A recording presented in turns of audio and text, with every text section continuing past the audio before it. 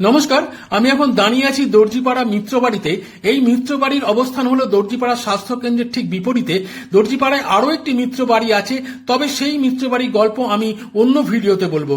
আজকে শুধু বলবো এই মিত্রবাড়ির কথা। উত্তর কলকাতা মানেই আভিজাত্য, বনেদিয়ানা আর নস্টালজিয়া। উত্তর কলকাতায় কত যে পাড়া আছে, আর সেই সব পাড়ার সঙ্গে কত গল্প, কত মিথ, কত ইতিহাস জড়িয়ে আছে তা স্বল্প পরিসরে বলা সম্ভব নয়। এই যেমন আমরা দাঁড়িয়ে আছি দর্জিপাড়ায়, একসময় এই অঞ্চলে প্রচুর মুসলমান দর্জি পরিবার বাস করতেন, সেই জন্য এই জায়গাটার নাম হয়েছে দর্জিপাড়া। তাছাড়া এই অঞ্চলে একটি রাস্তার নাম গুলু ওস্তাগর লেন। আপনারা জানেন ওস্তাগর মানে হলো যাই হোক, দর্জিপাড়ার গল্প ছেড়ে এবার আমরা দর্জিপাড়ার মিত্র পরিবারের গল্প শোনাই। আরিয়াদহ থেকে ভাগ্যের অন্বেষণে কলকাতায় এসেছিলেন মিত্র পরিবারের আদি পুরুষ জগন্নাথ প্রসাদ মিত্র।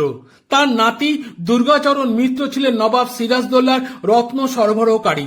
তার আরো অনেক ব্যবসা ছিল। এই দুর্গাচরণ মিত্রের সাথে সাধক রামপ্রসাদের নাম জড়িয়ে আছে, তবে সেই গল্প আপনাদের শোনাবো অন্য ভিডিওতে।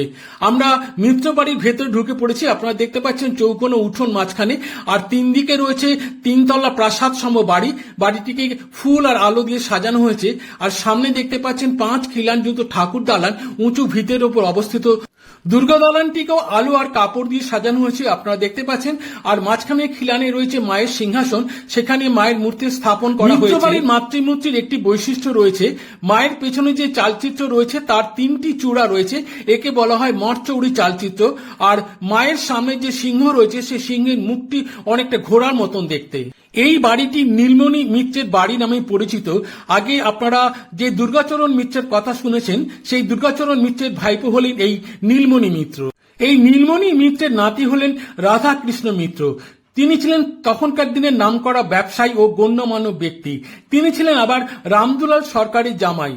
এই রাধাকৃষ্ণ মিত্র এই মিত্র বাড়িতে 1806 সাল নাগাদ দুর্গাপুজো শুরু করেছিলেন। এনাদের বাড়ির সন্ধি পুজোয় পদ্ম ফুলের পরিবর্তে 108টা নীল অপরাজিতা ফুল ব্যবহার করা হয়। যেহেতু অন্নভোগ দেওয়া রীতি নেই, সেই জন্য চাল এবং হলুদ রং মাখানো সবজি মাকে নিবেদন করা হয় ভোগ হিসেবে। বিসর্জনের সময় পান পাতা শিরা দিয়ে তৈরি করা হয় বিশেষ এক ধরনের পান, যাকে বলা হয় ঝাড়খিলি পান।